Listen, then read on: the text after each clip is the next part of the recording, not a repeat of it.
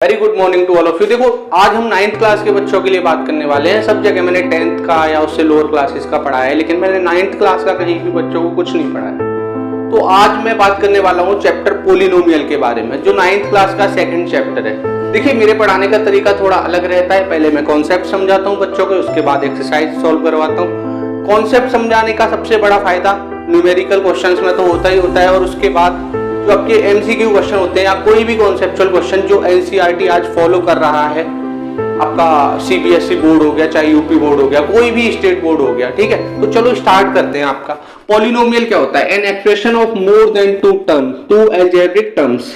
अब पहले ये समझते हैं टर्म्स क्या होते हैं। देखो जैसे ये एक एक्सप्रेशन लिखी है हमने, एक्सप्रेशन में हमने क्या लिखा है, जैसे एक टर्म ये है हमारा, दूसरा टर्म ये है, तीसरा ये है, चौथा ये है। अब तीसरा टर्म क्या है आपका? 7x नहीं है, -7x विद साइन बोलोगे। जैसे जैसे साइन बदलते जाएंगे टर्म बदलते जाएंगे। टर्म पहचानने का तरीका है कि आप उसे गिनते जाइए। एक यहाँ हो गया, दूसरा ये रहा, साइन बदलते ही तीसरा साइन यहाँ बदला तो ये आ गया, चौथा ये।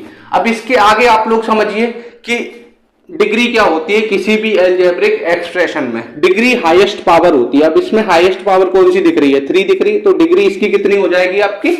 3। ठीक। अब इसके आगे जो आपके काम की चीजें हैं इस चैप्टर में, वो मैं आपको बताता हूं। देखो कभी भी आपसे पूछे कोएफिशिएंट, क्या पूछे? कोएफिशिएंट। मान लो पूछा गया coefficient of x cube, x cube का कोएफिशिएंट क्या है? कोएफिशिएंट ऑफ एक्स क्यूब, मान लो ये पूछा गया, तो आप लोग तुरंत से बता देंगे जो इसके साथ न्यूमेरिकल वैल्यू है। क्या है? नंबर वाली वैल्यू 3 है, तो वही इसका क्या होगा? कोएफिशिएंट। अब मान लो एक्स का कोएफिशिएंट पूछा जाए तो आप लोग कैसे बताएंगे? 7 नहीं है, विद साइन -7। बोलो समझे कि नहीं समझे इस बात को? अब इससे आगे चलते हैं, थोड़ा सा बेसिक और क्लियर करते हैं। दो काम की चीजें और हैं आपके, एक तो कांस्टेंट, दूसरा क्या? वेरिएबल। दोनों चीजें समझ में आ जाएंगी। कांस्टेंट का मतलब होता है नियत, जो हमेशा नियत रहे। नियत का मतलब जो कभी ना बदले, दैट कैन नॉट चेंज। ये लो मैं लिख देता हूं और आपको एक एक चीज समझा दूंगा, दैट कांट चेंज। अब देखो बदलते क्या नहीं है, मैथ्स में नंबर वाली वैल्यू कभी बदलती है? नहीं बदलती, इसीलिए इन्हें क्या बोलेंगे? Numerical value.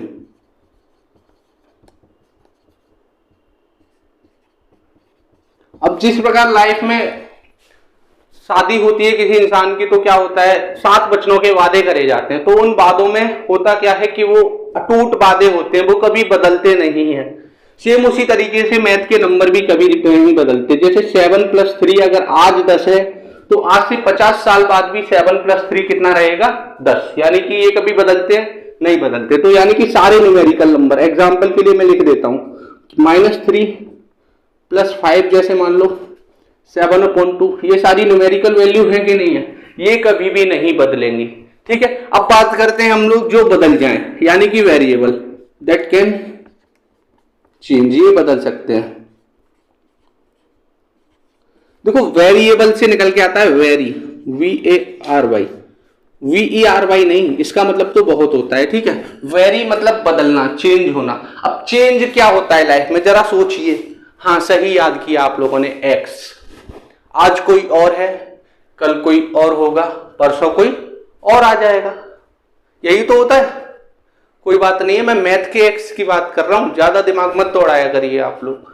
अब जैसे एक्स हो गया, वाई हो गया, जेड हो गया, या ABC, ऐसे कोई भी अल्फाबेटिकल लेटर्स आपके आ गए, क्या ये सब मैथ्स में बदलते रहते हैं कि नहीं बदलते रहते? अरे आज x की वैल्यू 1/2 निकल के आई है किसी क्वेश्चन में, कल 3/2 निकल के आएगी, परसों 5 हो जाएगी वही वैल्यू, और उसके अगले दिन -5। बदलती रहती है कि नहीं बदलती रहती? छोटे क्लासेस से पढ़ते चले आ रहे हैं आप लोग।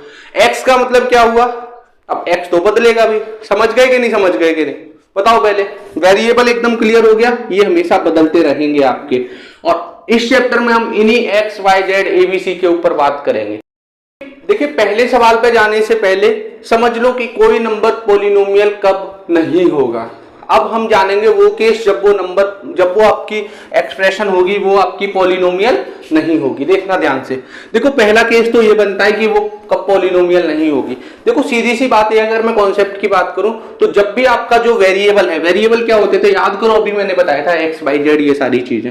तो एक्स क्या, इसमें एक्स की पावर अगर होल नंबर है, होल नंबर याद करने के लिए डिस्क्रिप्शन में मैंने लिंक दे रखी है, उस पर क्लिक कर लेना, सब कुछ समझ में आ जाएगा। तो होल नंबर 0 से स्टार्ट होते हैं और आगे तक चले जाते हैं। एक्स की पावर यहां तो 1 है, लेकिन जब भी एक्स अपॉन में आता है तो उसकी पावर जब वो ऊपर एक्स पहुंचता है तो वो पावर नेगेटिव हो जाती है। तो जब वो माइनस पावर हो जाएगी, लेकिन माइनस क्या होल नंबर होता है? नहीं होता। यानी कि पॉलिनोमियल होने के लिए जो आपका वेरिएबल है उसकी पावर क्या होना जरूरी है? एक होल पावर होना जरूरी है, होल नंबर पावर होना जरूरी है। जैसे x की पावर 2, क्या 2 होल नंबर होता है? बिल्कुल होता है। अगर x की पावर -2 है तो क्या -2 होल नंबर होता है? नहीं होता ना। तो ये आपका पॉलिनोमियल नहीं होगा और ये आपका पॉलिनोमियल होगा। अब इसे समझते हैं। देखो जब भी आपको कोई भी वेरिएबल अपॉन में दिखेगा तो वो एक पॉलिनोमियल नहीं होगा। जब भी आपको पावर 5/3, 6/8 इस तरीके से दिखेगा, यानी कि वो एक होल नंबर पावर नहीं होगी, तो भी वो एक पॉलिनोमियल नहीं होगा। अब जब आपके वेरिएबल अलग अलग होंगे एक ही एक्सप्रेशन में तो भी वो एक पॉलिनोमियल नहीं होगा। जैसे इसमें वेरिएबल x², x, अब देखो यहाँ वेरिएबल तो सेम है, दोनों जगह पावर ही तो डिफरेंट है, लेकिन यहाँ y आ गया, यहाँ p आ गया, क्या वेरिएबल बदल गए? बिल्कुल बदल गए। एक ही इक्वेशन में जब आपके वेरिएबल बदल जाएंगे तो भी वो एक पॉलिनोमियल नहीं होगा। अब जैसे जब भी आपका पॉलिनोमियल, जैसे आपका कोई भी वेरिएबल होता है और वो अंडर रूट के अंदर दिखाई दे रहा है आपको, जैसे t अंडर रूट के अंदर आया, अंडर रूट का मतलब क्या होता है? पावर 1/2, पावर 1/2 हो गई, यानी कि ये वाला केस, तो भी ये क्या नहीं होगा आपका? पॉलिनोमियल। अब एक्सरसाइज स्टार्ट करते हैं। पहली गलती जो बच्चे करते हैं, क्वेश्चन को अच्छे से रीड नहीं करते हैं, स्पेशली उन बच्चों को मैं बोल रहा हूं जो घबरा जाते हैं एग्जाम को देखकर। देखिए बड़े धैर्य के साथ आप लोग क्वेश्चन को देखिए एक बार। Which of the following expressions, इनमें से कौन कौन सी expressions are polynomial in one variable? Polynomial पूछ रहा है लेकिन एक वेरिएबल में। याद करो वेरिएबल, हाँ वही एक्स वाई जेड एबीसी, एक ही होना चाहिए। अगर एक्स है पूरे क्वेश्चन में तो एक्स ही होना चाहिए, वाई है तो वाई ही होना चाहिए। अगर 4-5 दे रखे हैं तो वो एक पॉलिनोमियल नहीं होगा। एंड विच आर नॉट, और कौन से पॉलिनोमियल नहीं है? State reason for your answer, आपको रीजन भी बतानी है कि अगर वो पॉलिनोमियल नहीं है तो क्यों पॉलिनोमियल नहीं है। यस या नो तो लिखना ही पड़ेगा, साथ में रीजन भी बताना पड़ेगा नो के साथ। समझे कि नहीं समझे? चलो स्टार्ट करते हैं। 4x², क्या इसकी पावर होल नंबर है? बिल्कुल है। 3x, क्या इसकी पावर होल नंबर है? बिल्कुल है। 7, अब 7 के साथ देखो आपको x दिख रहा है? नहीं दिख रहा, लेकिन मुझे दिख रहा है। देखो कैसे, इसके साथ मल्टीप्लाई में मैं x लिख दूंगा, उसकी पावर 0, किसी भी नंबर की पावर 0, आंसर 1। क्या इसे मान सकते हैं कि नहीं मान सकते? यानी कि ये भी एक 0 भी एक होल नंबर होता है, इसका मतलब ये एक पॉलिनोमियल होगा। यस, तो इसके साथ रीजन नहीं लिखेंगे, रीजन किसके साथ लिखेंगे? नो के साथ। अब देखो y की पावर 2, क्या 2 एक होल नंबर होता है? बिल्कुल होता है। √2, अंडर रूट के अंदर 2 है, लेकिन 2 क्या होता है? वेरिएबल होता है? नहीं, अभी बताया था कांस्टेंट होता है। तो कांस्टेंट बना रहे आपका अंडर रूट में, क्या फर्क पड़ता है हमें? यानी कि ये भी एक आपका क्या होगा? पॉलिनोमियल। अब देखिए आगे, अंडर रूट के अंदर t आ गया। अरे अंडर रूट के अंदर क्या आ गया? t। अब t क्या होता है? वेरिएबल होता है। वेरिएबल तो अंडर रूट के अंदर नहीं आ सकते, अभी बताया था। तो ये क्या नहीं होगा आपका? नो, नहीं होगा पॉलिनोमियल। अब रीजन बता दो। बिकॉज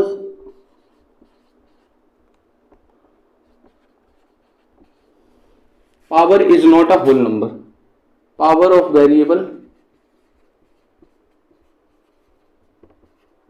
जो वेरिएबल आपका है x, उसकी power is not a whole number. बोलो समझ में आया कि नहीं आया? आगे देखिए, y + 2/y, क्या अपॉन में y जब, या अपॉन में कोई भी वेरिएबल होता था तो क्या वो पॉलिनोमियल होता था? नहीं होता था। सेम रीजन इसका रहेगा, यही सेम रीजन, क्योंकि उसकी पावर -1 हो जाएगी ऊपर पहुंचते।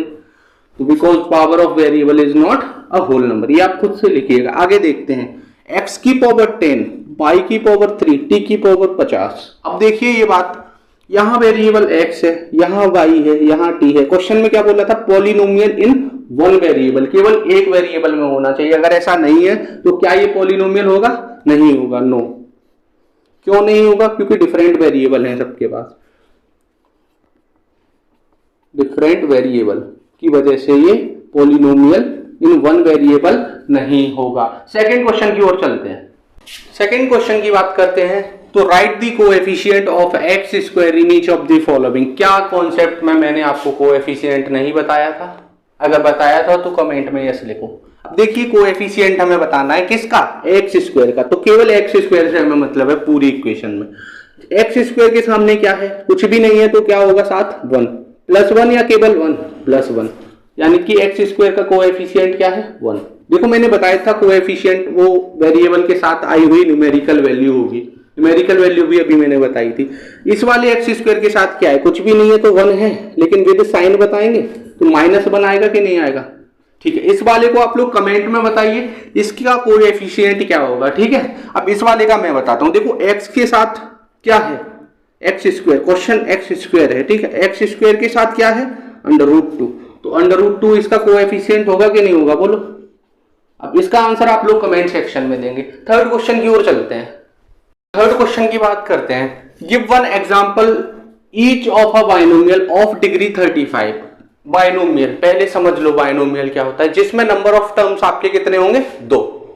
मोनोमियल क्या होगा? जिसमें नंबर ऑफ टर्म्स कितने होंगे? 1। ये दोनों बातें और याद रखनी है आप लोगों को। Give one example each of a binomial of degree 35। Degree मतलब हाईएस्ट पावर उसमें कितनी होनी चाहिए? 35। अब देखिए, अब यहां लिखते हैं, एक एग्जांपल लिखना है तो एग्जांपल 1 लिखते हैं। इसका क्या होगा आपका?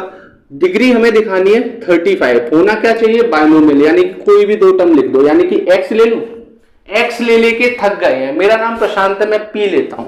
देखिए पी की पावर हाईएस्ट पावर कितनी रख लें? 35 रख लें। लेकिन क्या ये अभी बाइनोमियल बन गया? नहीं। बाइनोमियल के लिए कितने टर्म जरूरी है? 2। एक तो आ गया, दूसरा और लिख लेते हैं। प्लस लगा दें, माइनस लगाते हैं। 35 मान लो, इसके साथ पी भी लगा दें। बताओ या ऐसा ही रहने दें? बताओगे नहीं तो मैं ऐसा ही रहने दूंगा। ठीक है, चलो अब सेकंड एग्जांपल और लिखते हैं और इस क्वेश्चन को आगे बढ़ाते हैं। क्या है सेकंड एग्जांपल आपका? End of a monomial. एक मोनोमियल लिखना है जिसमें नंबर ऑफ टर्म कितना होगा? 1 ऑफ डिग्री 100। ये लो, मैं अब लिखूंगा एक्स को, एक्स की पावर 100। बोलो हाईएस्ट पावर 100 आ गई, क्या ये इसकी डिग्री होगी? हाईएस्ट पावर 35 आ गई, क्या ये इसकी डिग्री होगी? और बोलो बाइनोमियल है, 2 पद हैं इसमें, 2 टर्म, इसमें है 2 टर्म, इसमें 1 टर्म है, बिल्कुल, तो ये मोनोमियल होगा। फोर्थ क्वेश्चन की तरफ मूव ऑन करते हैं। चौथा सवाल, एक्सरसाइज अपने अंतिम पड़ाव पर पहुंच गई है। Right the degree of each of the following polynomial. In polynomial की हमें क्या बतानी है? डिग्री बतानी है। याद करो, डिग्री अभी करी थी। हाईएस्ट पावर कौन सी है इसमें? 3 है या 2 है या 1 है? 3 है ना हाईएस्ट पावर, लिख दीजिए। बोलो आसान है कि नहीं है? हाईएस्ट पावर इसमें कितनी दिख रही है? y की 2 दिख रही है कि नहीं दिख रही? इसमें बताओ, इसमें हाईएस्ट पावर कितनी है? देखो कुछ भी पावर नहीं होती तो 1 होती है कि नहीं होती? यानी कि हाईएस्ट पावर इसमें कौन सी है? 1। अब इसमें बताइए हाईएस्ट पावर क्या है? अभी मैंने कॉन्सेप्ट में बताया था। इसके साथ क्या मैं t मल्टीप्लाई में मान लू? बताओ t फॉर t, तो 0। यहाँ पावर कुछ भी नहीं होगी, क्या 0 होगी? अरे t की पावर 0, आंसर 1 का 3 से मल्टीप्लाई, क्या इस जगह 3 ही आ जाएगा?